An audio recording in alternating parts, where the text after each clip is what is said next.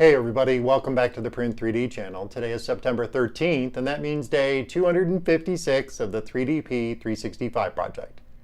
And on today's episode, we printed out Three Strange Reversible Gears, just because it's cool, so stick around.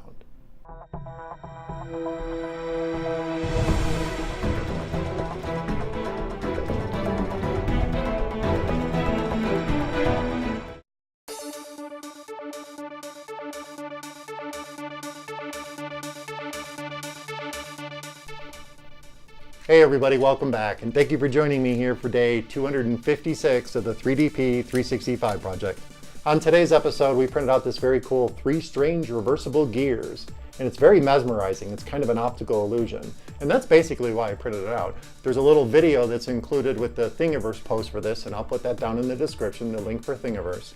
And it showed the gears moving, and I was mesmerized by it, so I had to print it. And it is very cool, and I think it's called Three Strange Reversible Gears because each part of the gear, the top and the bottom, goes a different direction. And there's three of them on these little shafts that are hooked on with this little piece on the top. And then there's some 3D printable washers, believe it or not, that are underneath these for spacers to give it a little bit of room to move.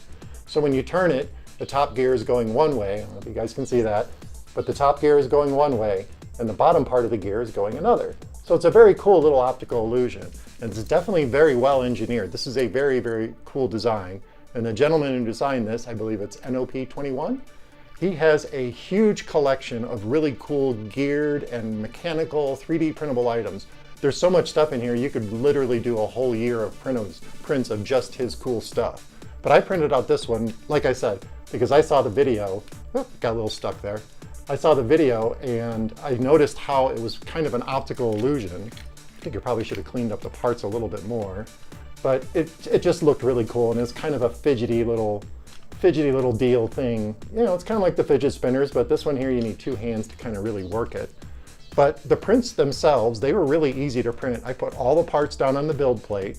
You have to print 3 of the gears, 3 washers, the pinion system, or the little pins that go up through the center of each of the gears, the shafts, they all sit on this one little base piece, so that's one piece. And then there's like a little bit of a clip that clips the tops of those little rods that stick up through the gears so the whole thing stays together. And of course there's a little keychain thingy on the top here too, so if you wanted to carry it around and show people, or just to hold on to it while you're playing with it too, because it is pretty mesmerizing to watch these little gears turn. And once we had it downloaded, we obviously sent this over to Simplify 3D for slicing, and I put all the parts on the build plate like I said.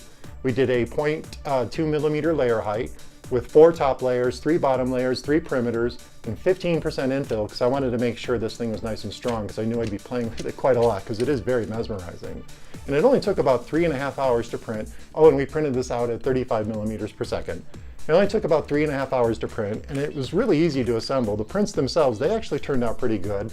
There's a little bit of that seam opening up on the gears in some areas, and I do have to fix some of that. I still haven't worked in the suggestions that you guys have left under the capsule video on how to improve that. I haven't had a chance to really do that, and I should probably do that. So that way my settings are all pretty much dialed in, so when I'm feeding my gMax 1.5 XT+, I'm giving it files that can print properly.